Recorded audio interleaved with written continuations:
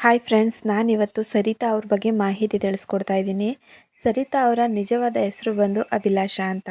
ಹಾಗೆಯೇ ಇವರು ಹುಟ್ಟಿದ್ದು ಜೂನ್ 7, 1960ರಲ್ಲಿ. ಅದು ಕೂಡ ಆಂಧ್ರ ಪ್ರದೇಶದ ಗುಂಟೂರು ಜಿಲ್ಲೆಯ ಮುನಿಪಲ್ಲಿ ಅನ್ನೋ ಒಂದು ಸಣ್ಣ ಗ್ರಾಮದಲ್ಲಿ ಇವರು ಹುಟ್ಟಿರೋವಂಥದ್ದು.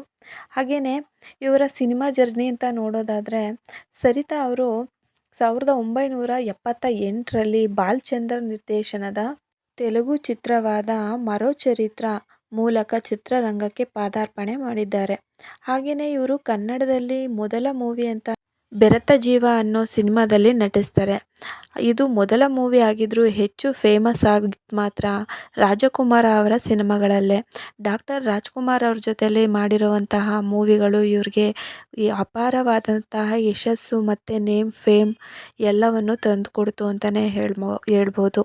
ಇವರು ನಟನೆಗೆ ಮಾತ್ರ ಸೀಮಿತವಾಗದೆ ಇವರು ಡಬ್ಬಿಂಗ್ ಕಲಾವಿದೆಯಾಗಿಯೂ ಹೌದು, ಸರಿತಾ ಅವರು ಡಬ್ಬಿಂಗ್ ಕಲಾವಿದೆಯಾಗೂ ಕೂಡ ಕೆಲಸ ಮಾಡಿದ್ದಾರೆ ಅಂತಲೇ ಹೇಳ್ಬೋದು. ನಟಿಯಾದ ಸೌಂದರ್ಯ, ನಗ್ಮಾ, ರಮ್ಯಾ ಕೃಷ್ಣನ್, ವಿಜಯಶಾಂತಿ ಹೀಗೆ ಮುಂತಾದ ಕಲಾವಿದರಿಗೆ ದನಿ ನೀಡಿದ್ದಾರೆ ನಮ್ಮ ಸರಿತಾ ಅವರು. ಸರಿತಾ ಅವರ ಮೂವಿಗಳು ನೋಡೋದಾದರೆ ಹೊಸ ಬೆಳಕು, ಡಾಕ್ಟರ್ ರಾಜ್ಕುಮಾರ್ ಅವ್ರ ಜೊತೆ ಆ್ಯಕ್ಟ್ ಮಾಡ್ತಾರೆ. ಈ ಒಂದು ಮೂವಿ ತುಂಬಾ ಚೆನ್ನಾಗಿತ್ತು ಅಂತಲೇ ಹೇಳ್ಬೋದು. ಹಾಗೆಯೇ ಚಲಿಸುವ ಮೋಡಗಳಲ್ಲೂ ಕೂಡ ಸರಿತಾ ಅವರ ಆ್ಯಕ್ಟಿಂಗ್ ನೋಡ್ಬೋದು.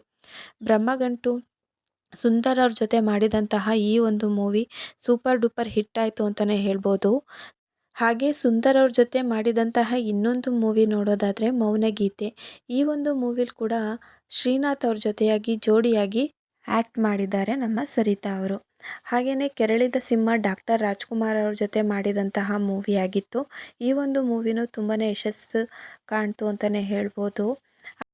ಕಾಮನಬಿಲ್ಲು ಮೂವಿಲಂತೂ ತುಂಬ ಸೂಪರ್ ಡೂಪರ್ ಆ್ಯಕ್ಟಿಂಗ್ ಮಾಡಿದರು ಅಂತಲೇ ಹೇಳ್ಬೋದು. ಅದು ತುಂಬಾ ಮನಮುಟ್ಟುವಂತಹ ಆ್ಯಕ್ಟಿಂಗ್ನ ಸರಿತಾ ಅವರು ಈ ಒಂದು ಮೂವಿಲಿ ಮಾಡಿದರು. ಹಾಗೆಯೇ ಸರಿತಾ ಅವರು ಮಾಡಿದಂತಹ ಮೂವಿಗಳು ತುಂಬಾ ಹಿಟ್ ಆದವು. ಆದರೆ ಅವರ ನಿಜ ಜೀವನದಲ್ಲಿ ಅಷ್ಟು ಚೆನ್ನಾಗಿರಲಿಲ್ಲ ಅಂತಲೇ ಹೇಳ್ಬೋದು. ಯಾಕೆ ಅಂದರೆ ಸರಿತಾ ಅವರು ಚಿತ್ರರಂಗದಲ್ಲಿ ಅಷ್ಟೆಲ್ಲ ಹೆಸರು ಮಾಡಿದರೂ ಕೂಡ, ಹಣ ಆಸ್ತಿ ಎಲ್ಲ ಇದ್ದರೂ ಕೂಡ ಅವರ ವೈವಾಹಿಕ ಜೀವನ ಅಷ್ಟೇನು ಚೆನ್ನಾಗಿರಲಿಲ್ಲ. ಇವರು 1988ರಲ್ಲಿ ಮಲಯಾಳಂ ನಟ ಆದಂತಹ ಮುಖೇಶ್ ಅವ್ರನ್ನ ವಿವಾಹ ಆಗ್ತಾರೆ. ಇವರಿಗೆ ಶ್ರವಣ್ ಮತ್ತು ತೇಜಸ್ ಎಂಬ ಇಬ್ಬರು ಪುತ್ರರು ಇದ್ದಾರೆ. ಹಾಗೆಯೇ ಬಳಿಕ 2011ರಲ್ಲಿ ಇವರು ಡೈವರ್ಸ್ ತಗೊಳ್ತಾರೆ ಮುಖೇಶ್ ಅವರಿಂದ.